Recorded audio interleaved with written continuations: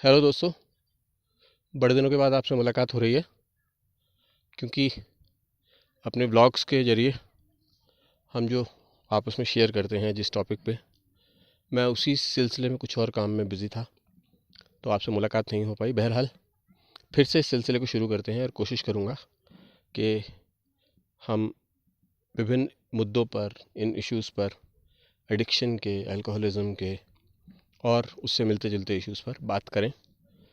मेरी बातचीत कोई जजमेंट नहीं है। मेरा इस ब्लॉग को शुरू करने का, जैसे मैंने पहले कहा था, मकसद है कि आप लोग उस पर विचार करें, सोचें। खासकर वो जनरेशन जो एकदम यंग है, 14 से 15 साल से लेकर 21, 22, 23, 30 साल तक के बच्चे लोग इस पर सोचें। फ़िलहाल अभी मैं हूँ उत्तराखंड के रानीखेत के एक छोटे से इलाके में। यहाँ मैंने एक पैटर्न नोट किया। चलते चलते बात करें, चलिए। और यहाँ मैंने एक पैटर्न नोट किया, जो पैटर्न को मुझे लगा कि आप लोगों के साथ छोटी छोटी कैप्सूल्स में डिस्कस करना वर्थ इट होगा। मैं सुबह शाम घूमने निकलता था तो यहाँ पे मैंने डेमोग्राफी में चेंज देखा।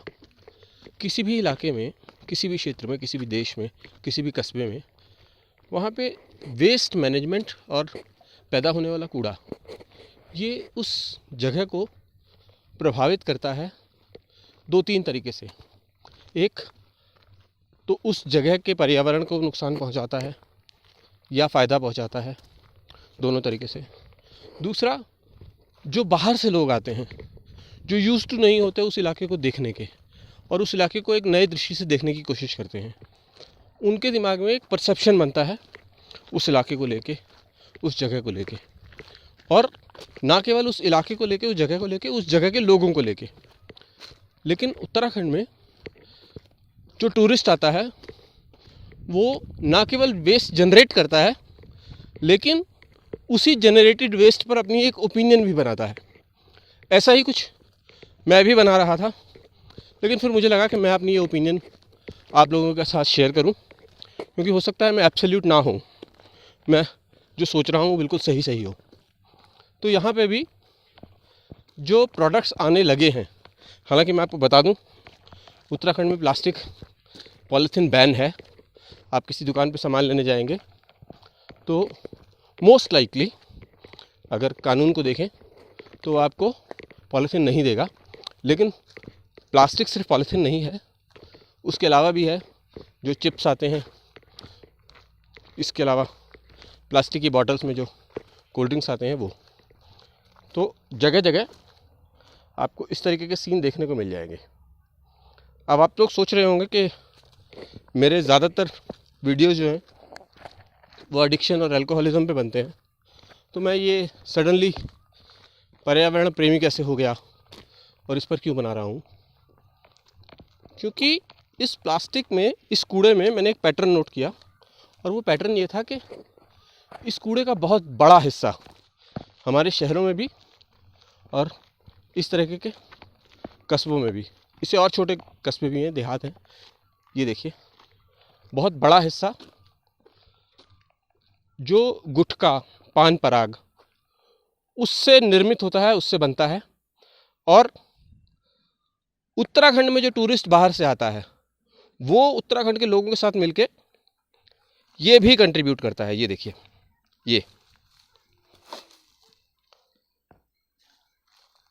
आपको किसी भी जगह पर शराब का या शराब के सेवन का आइडिया लेना हो, कैसे पी जा रही है, कितनी पी जा रही है, तो मैंने ये देखा है कि उसका एक तरीका ये भी है कि आप वहाँ पे जनरेट होने वाले कूड़े में देखने की कोशिश कीजिए कि कितनी शराब की बोतलें, किस ब्रांड की शराब की बोतलें, किस क्वांटिटी की शराब की बोतलें ज़्यादा दिखाई दे रही हैं।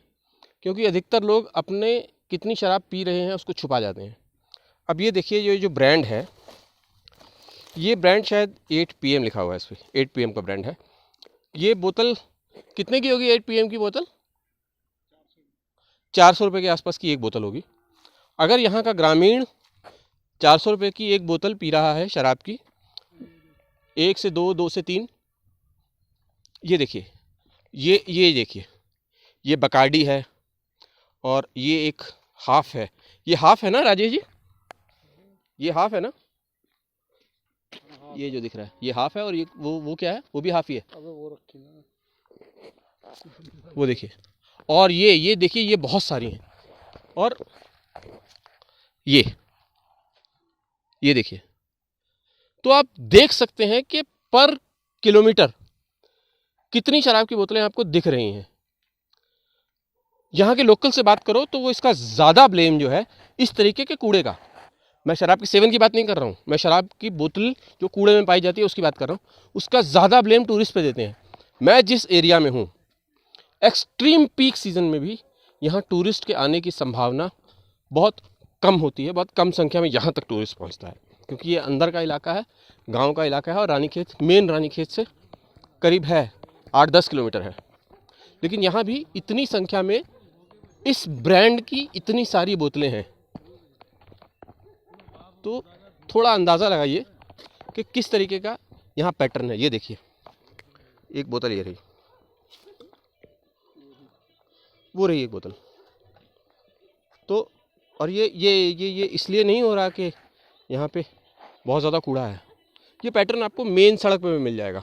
तो आप जब भी सड़क की तरफ जाएं तो देखने की कोशिश करें पर किलोमीटर कितनी बोतलें हैं। कमेंट में करके बताएं, कभी नापा हो आपने या कभी नापने की इच्छा हो रही हो तो देख के बताएं। ऐसा ही कुछ हम गुटखे के पैकेट के साथ कर सकते हैं कि हमारे जो सामने कूड़ा दिखाई दे रहा है, कूड़े का ढेर, उसमें जो गुटखा और पान बहार और पान पराग और पान मसाला जो है, ये कितने % कंट्रीब्यूट कर रहा है, आपको क्लियर आइडिया लग जाएगा। कि ये देखिए, एक कहावत थी, जहाँ ना पहुँचे रवि वहाँ पहुँचे कवि, लेकिन ये तो पूरी तरह बदल गई है। जहाँ ना पहुँचे राशन वहाँ पहुँच जाए शराब की दुकान और गुटखे के पैकेट। चलिए इस पर विचार कीजिए। हम आपको मेन रोड पे लिए चलेंगे, मेन हाईवे पे, वहाँ भी दिखाएंगे कि हम जैसे समझदार लोग जो बहुत अच्छी ब्रांड की शराब का सेवन करते हैं, वो पीने के बाद शराब की बोतलों को कैसे डिस्पोज ऑफ करते हैं। मेन रोड पे ले चलते हैं आपको। चलिए, हम मेन रोड की तरफ जा रहे थे, लेकिन यहाँ देखिए, इसका एक इम्पैक्ट हमारे पर्यावरण पे इस तरीके से भी पड़ रहा है। यहाँ बहुत सारे बंदर हैं, और ये बंदर उसी कूड़े को खाते हैं, उन्हीं बोतलों से जो बच जाती है शराब, उसे पीते भी हैं। अब हम कितना भला कर रहे हैं इन वन्य जीवों का, तो थोड़ा विचार कीजिए। मेन रोड पे लिए चलते हैं। हाँ जी, ये हम आ गए हैं मेन रोड पे। इस जगह का नाम है धनियाजोली। रानीखेत से थोड़ा सा पहले पड़ता है, अगर आप भवाली की तरफ से आ रहे हैं या हल्द्वानी की तरफ से आ रहे हैं। ये मेन रोड है। यहाँ से हम मेन रोड का जरा मुआयना करेंगे कि मेन रोड पे न केवल सफाई का क्या हाल है, बल्कि इस सफाई के बीच में जिसे हम ढूंढ रहे हैं, शराब की बोतलें, उनका कितना ट्रेस है। यहाँ पर भी बंदर होते हैं। ये हमारे साथ राजेश हैं, मेरे दोस्त हैं, ये भी साथ में हैं। हाय हाय। तो ये और मैं दोनों ही आए हैं, देखते हैं कहाँ कहाँ क्या क्या मिलता है, और हम जैसे सभ्य लोग शराब पीने के बाद अपनी बची हुई सभ्यता को कहाँ और कैसे फेंकते हैं। चलिए ट्रेस करते हैं।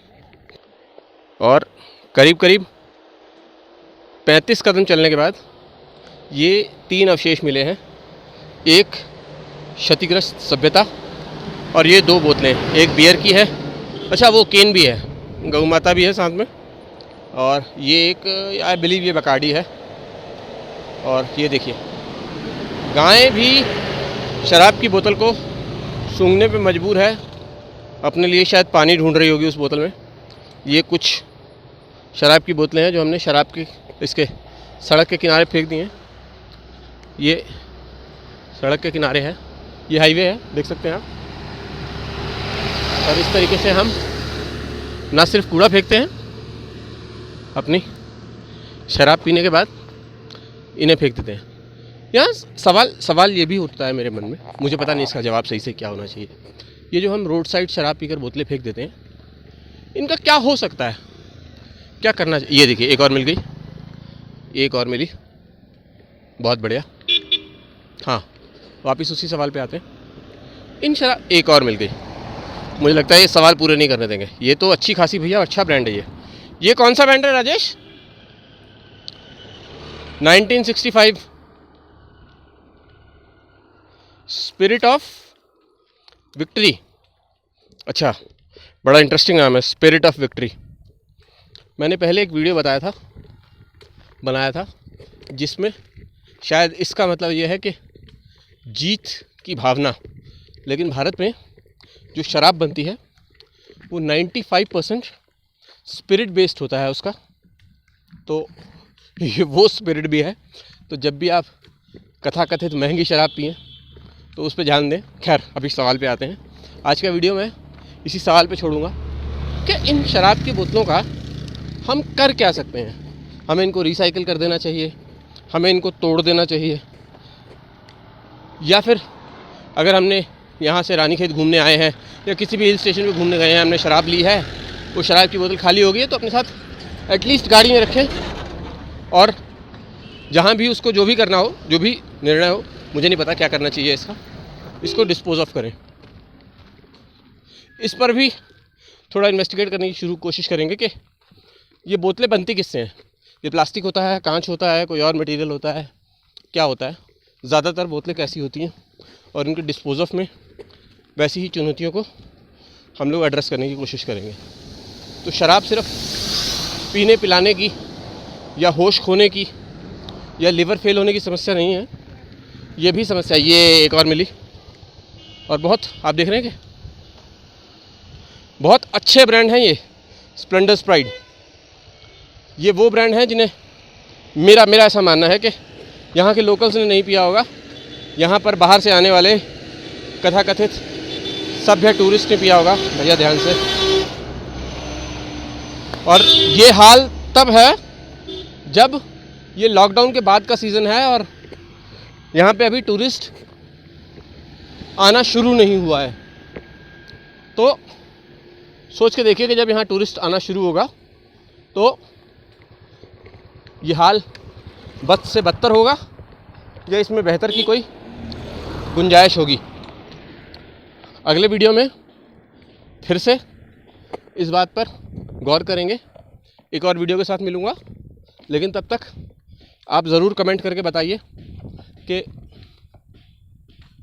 इन बोतलों का क्या किया जा सकता है अगर हम ऐसे ही किसी टूरिस्ट प्लेस पर आए हैं और हम शराब पीते हैं। ये आर्गुमेंट ही नहीं है कि पीनी चाहिए नहीं पीनी चाहिए, ये सेकेंडरी चीज़ है। कम से कम इस पर तो डिस्कस कर ही सकते हैं कि इन बोतलों को हम कैसे डिस्पोज ऑफ करें। इस पे कमेंट करके मुझे बताइए।